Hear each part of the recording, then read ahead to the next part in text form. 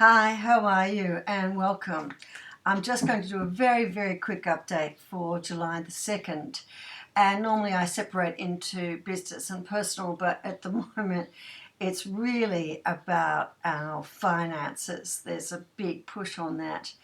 And the finances is really a lot to do with more our career, although obviously finances impact on who we are, how I live our lifestyle, how we perceive our value, how we're perceived in terms of our value. And this is all often related to how much income we're making and what our job title is and the lifestyle that we lead.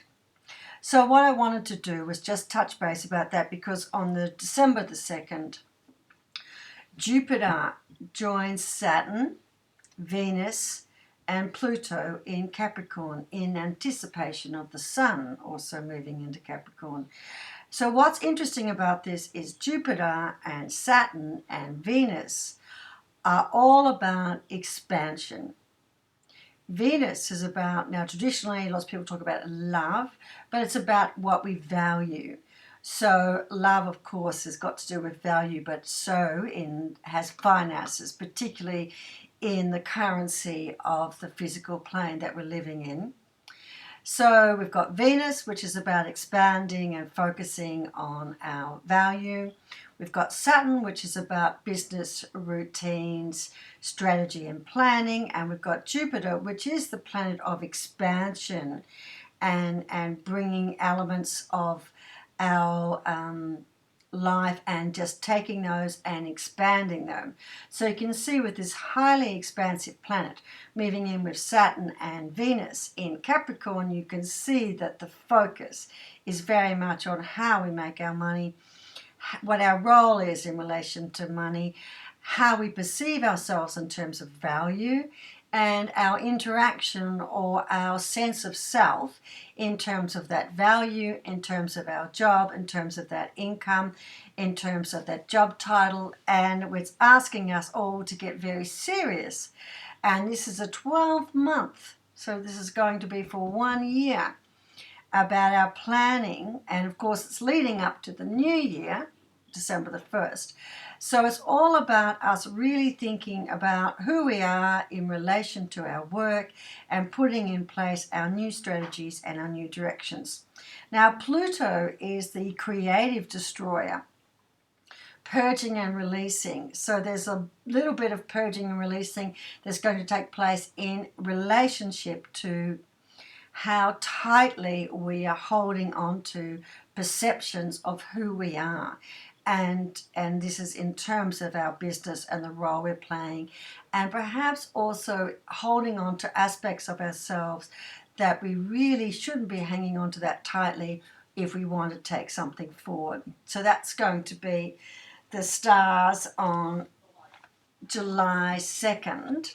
So what I thought I'd do is do it all combined. So we've also been going through this state of being really, some of us, really tired to the point of being exhausted. The reason for that is change happens on the spiritual and energetic plane well before it happens on the physical plane. And if there's a lot of change that's been happening, and there is at the deeper level, then we're not necessarily totally aware of it, but we are trying desperately to catch up with the change, because a lot of healing and, if you like, reconfiguration takes place when we're sleeping. So there's a lot of that that's taking place.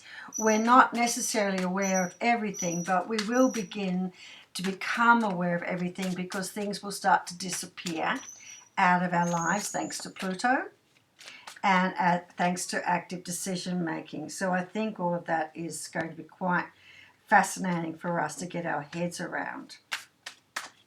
So we've got the Six of Staves, which is talking about celebration and recognition. And we've got the Eight of Swords. And Eight of Swords is normally about us wanting and willing to take action because there's messages coming in. Or what we've got in this depiction of the Eight of Swords is we've got 4 people, or carrying two swords. So it's going to be interesting to see what comes out of that. Then we've got the Seven of Staves. So the Six of Staves is about recognition. Then we've got the Seven of Staves, which we had before. And can you see this Seven of Staves is actively selecting two to go forward. And the Six of Staves, you can see that someone has stepped forward with a stave. Followed by the Fool, which is starting new journeys and starting new journeys without baggage. So it's quite an interesting time that's coming up for us with these cards.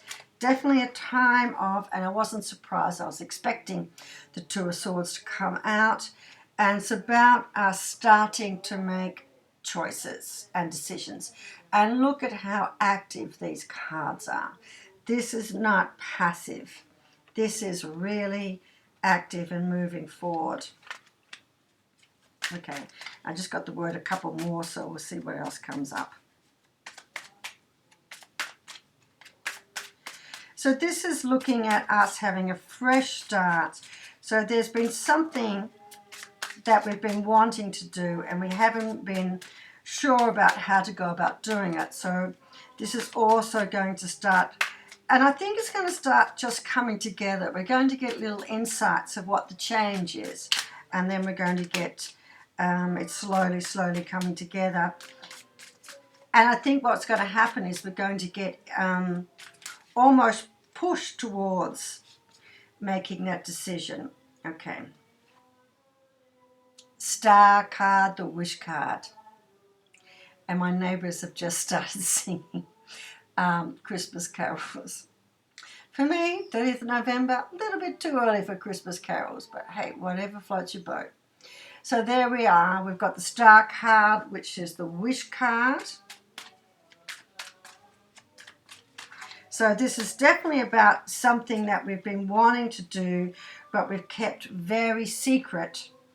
And we've got the Four of Coins coming up, and the Four of Coins is stability.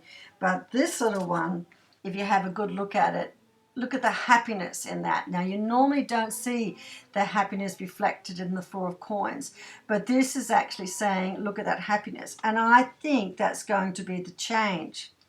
So start having a look at areas where you might be being successful, but it's just not giving you that sense of satisfaction. And that's where you need to start making changes.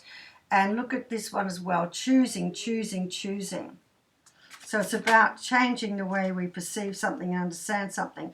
And we've got the Empress, which is about nurturing, which is about growth, which is about also a little bit like the High Priestess. There's an element of going with the flow and understanding that life is about nurturing and enjoyment.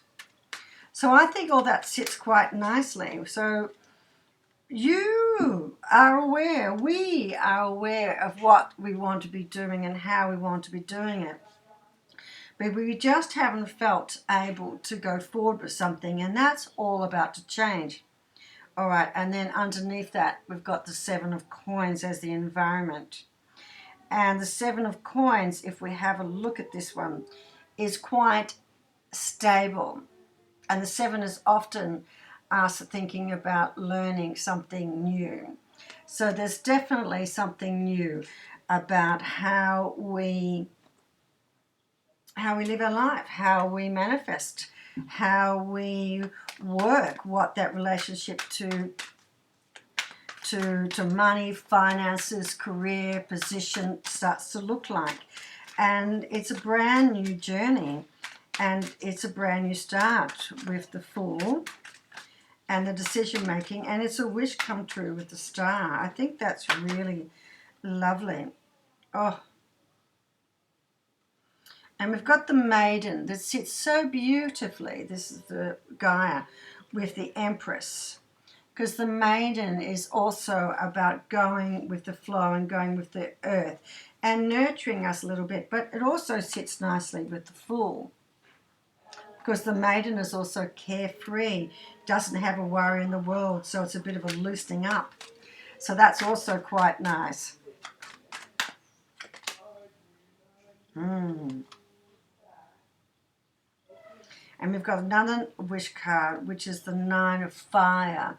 And look at that person nurturing that flower. So what we've got coming up is a little bit of nurturing, and nurturing our dreams and nurturing our ideas and having the courage to work with that. All right, I just got a message, a few more. I thought we might have finished. Okay. And look what we get again. We get the youth. So this is about how we feel, what our relationships are. And look at that. It's going on an adventure. So we've got quite a lot talking about get back in touch with something that, and I think it's something from the past that we really wanted to do. And it's a bit of an old dream, and it's coming back. And we're being asked to really think about that. So we get the 5, which is talking about, and you can see it's the 5 of fire. So there's a fight there. The energies that are fighting within us. So walk away from that conflict, because there is some conflict there. And what they're asking us to do is leave that conflict and dream a little bit. And start just lightening it up. And then there, of course, death and rebirth. So there's definitely an opportunity for us coming out of all of this change that we've been really going through in the last 12 months. And it's to start a whole new. And the death and rebirth is the opportunity for us to make changes in how we are manifesting our life and living our life on this planet. So how we are creating, how we're being seen for our creation, what our relationship is to that creation. And really, it's an opportunity for us to get in contact with something that we might have lost, something that we thought we couldn't have, and perhaps we even told ourselves we couldn't have. And I think now is the time for us to go back to that dream and to go for it. Okay, nice to be spending some time with you. Enjoy, and I'll be back in a week or so. Okay, bye-bye. You need some help, you can always just drop me a note below in the comments section. You can always get in contact with me via the Facebook and mystic@emeraldbluephoenix.com. All right, bye-bye.